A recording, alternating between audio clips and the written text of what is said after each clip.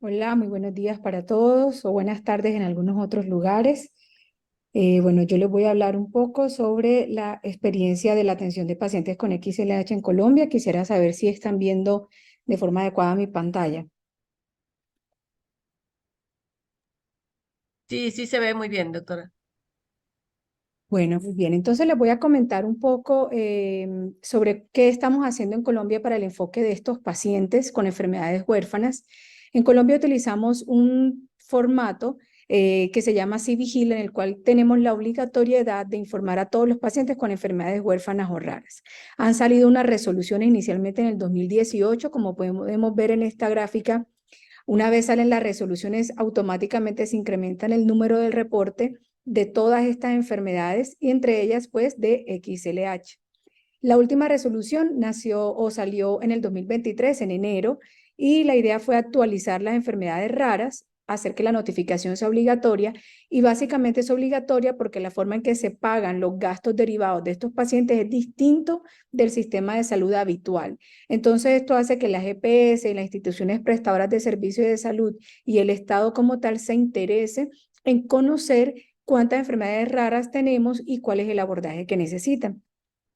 Actualmente, en los últimos 5 años, del 2019 para acá, hemos tenido más o menos un reporte relativamente similar, pero fíjense que en el 2000, de 29, 25, 29 casos, pero fíjense que en el 2023, lo que van los primeros 6 meses del año, ya hay un reporte de 19 casos, o sea que probablemente este año y a la medida que se está difundiendo más la información y la importancia del reconocimiento temprano de este tipo de patologías, vamos a poder ir detectando más pacientes. Actualmente tenemos en Colombia 138 pacientes diagnosticados, de los cuales 115 están en tratamiento con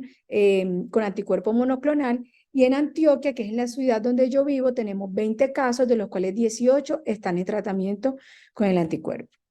Nuestro sistema de salud incluye la utilización de las opciones de tratamiento, tanto las sales de fósforo como el burosumab. Estos son medicamentos que hacen parte de lo que algo llamamos NOPOS, que es el plan obligatorio de salud, es decir, esto no está incluido dentro del plan obligatorio como tal, pero tenemos la opción de utilizar la plataforma MIPRES, que es un formato adicional en el cual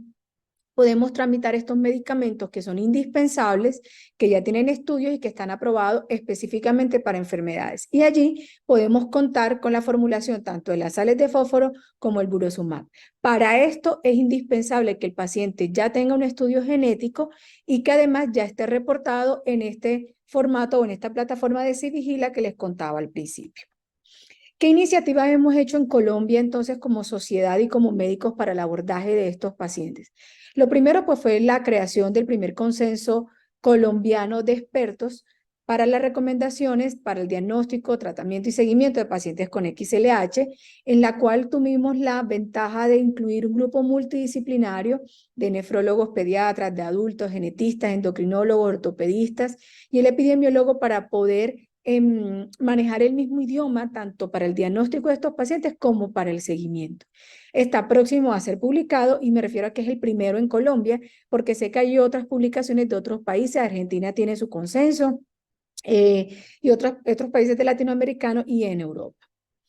Además, creamos, y esto es publicidad política no pagada, siempre lo digo así, pero un nefrólogo pediatra creó esta aplicación que se llama NefroPetCal,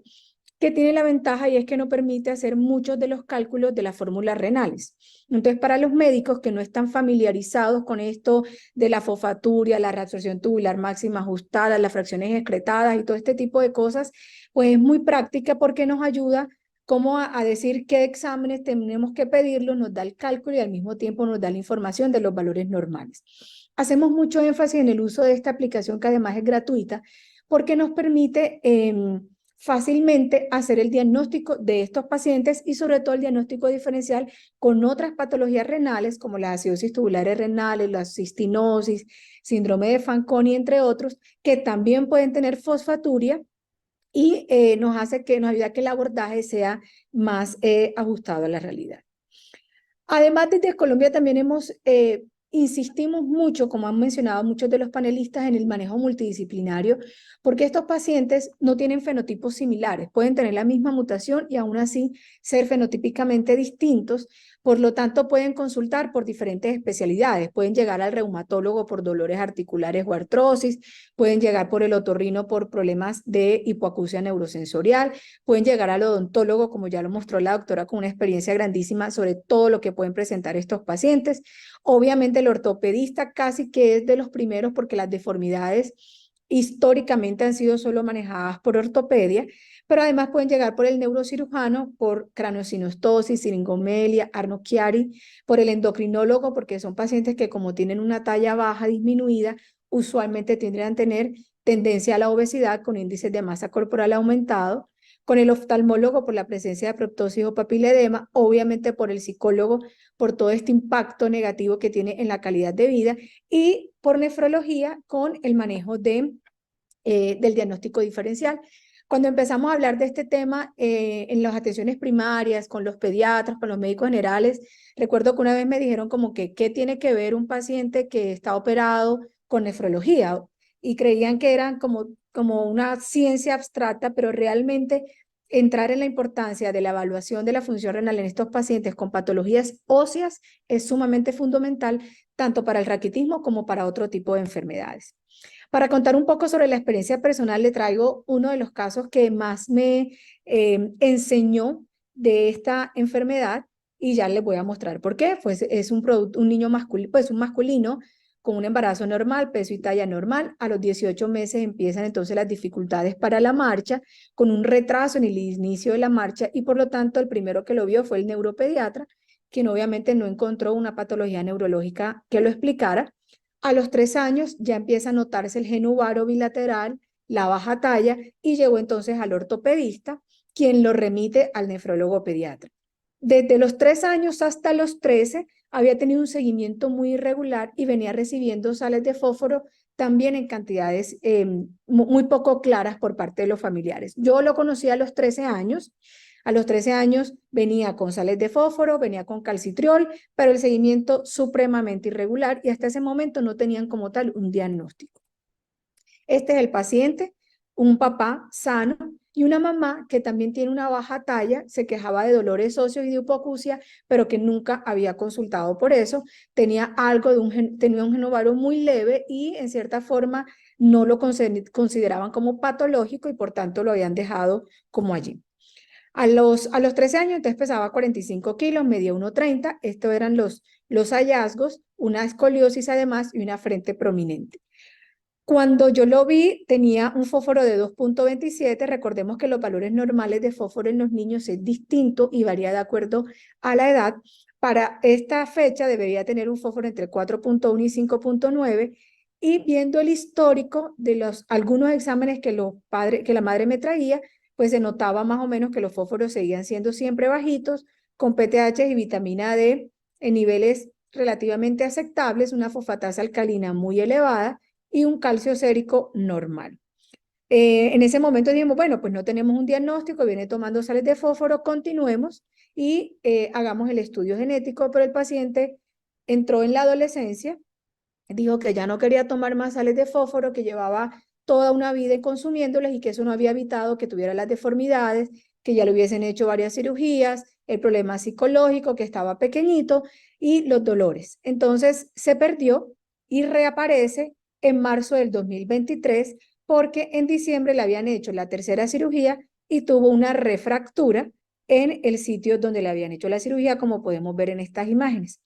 Por eso el paciente llega al hospital, básicamente aquí podemos ver cómo donde está el clavito insertado quedó el huequito tal cual, porque obviamente como comentaban el problema de osificación de este tipo de fracturas hace que sea muy difícil solamente consumiendo sales de fósforo. Cuando reingresa, entonces le hacemos nuevamente obviamente un procedimiento con un material mucho más largo para poder fijar el sitio de fractura, pero dijimos, bueno, no se puede ir para la casa, hay que hacer el diagnóstico y obviamente llevaba como un año sin tomar nada y miren cómo el fósforo estaba sumamente muy bajito.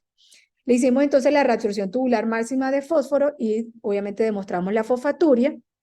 y la ecografía ya tenía una nefrocalcinosis medular, que es un hallazgo diferente o adicional en estos pacientes porque no lo tenía al inicio del seguimiento.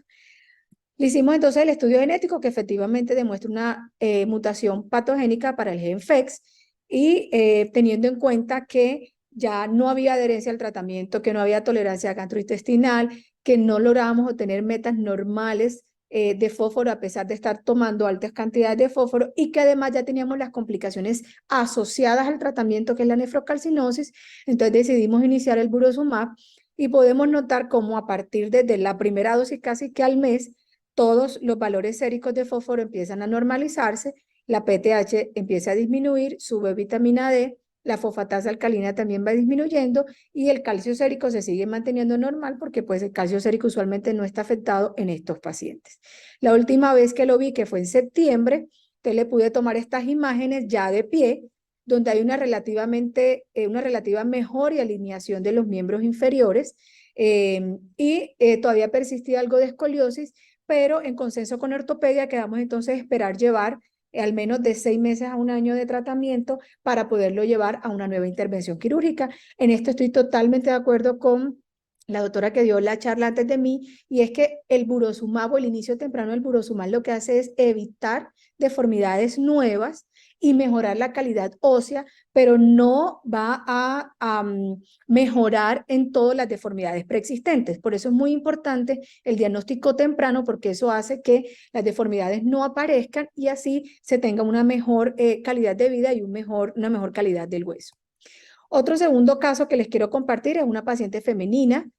producto del segundo embarazo. A los 18 meses también empezaron los cambios en el tema de la marcha, el genovaro bilateral. Más o menos a los 3 años lo vio ortopedia, le mandó unas órtesis por 6 meses, pero dicen que ella no lo toleró, por lo tanto no lo siguió y asiste más o menos a los 6 años al pediatra, donde se documenta la baja talla, indica paraclínicos y remite.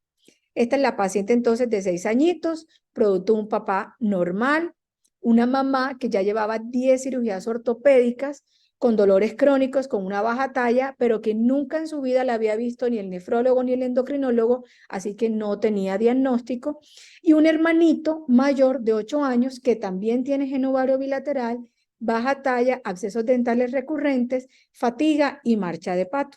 Estas son las imágenes de las niñas. Ellas deciden consultar porque al ser una niña les preocupaba más la parte estética de la mujer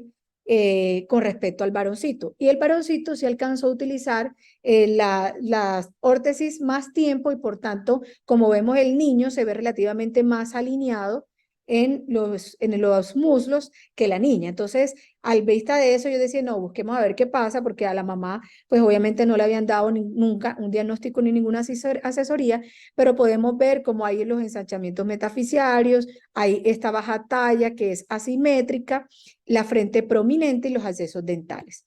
Esta es la radiografía de la niña, donde vemos la escoliosis, vemos los cambios raquíticos que ya vimos ampliamente, y estos son los paraclínicos, donde efectivamente lo llamativo es la presencia de la hipofosfatemia, con una fosfatasa alcalina elevada para ambos y con una reabsorción tubular máxima de fósforo disminuida, lo cual nos confirmaba el diagnóstico de la fosfaturia, ambos con ecografías normales y resto de parámetros normales, bicarbonatos normales, con eso descartamos las acidosis tubulares renales. Le hicimos el estudio genético y todos salieron positivos con una variante de significado incierto y tanto el niño como la mamá y el hermanito salieron con la misma variante. Venía entonces en tratamiento con sales de fósforo, calcitriol, una dieta baja en sal para tratar de disminuir la presencia de nefrocalcinosis. Estos eran los objetivos. Sin embargo, esta paciente se cambió de EPS y pasó a un nuevo equipo multidisciplinario donde continuaron el tratamiento con niveles de fósforo, pero con fósforo oral, pero la paciente tuvo una evolución un poco tórpida, empezó a haber una disminución de la velocidad de crecimiento, aumentaron los dolores y recientemente entonces en un equipo multidisciplinario, una junta médica, se decidió entonces el inicio de Burosumab y esperamos entonces compartir más adelante la mejoría para clínica de estos pacientes. Del primer caso que aprendí, y es el manejo integral de los pacientes, hablar y tener un impacto sobre la parte emocional de estos niños. Ese primer niño, cuando yo le dije, mira, bueno, no vas a seguir tomando sales de fósforo, vamos a pasar a otro medicamento, Fue la primera vez que yo le vi cómo su cara se iluminó y me dijo, hay otra opción de medicamento. Él no lo podía creer porque él creía que ya eso era lo único y pues realmente era lo único que teníamos en ese momento hace 10 años cuando empezó con el tratamiento o cuando se le hizo el diagnóstico con sales de fósforo. Entonces, eso obviamente le impacta, se volvió súper juicioso, ya van a las citas, se quiere tomar el medicamento, se siente anímicamente mucho mejor y creo que esto es lo más importante en el abordaje multidisciplinario de estos pacientes. Muchísimas gracias.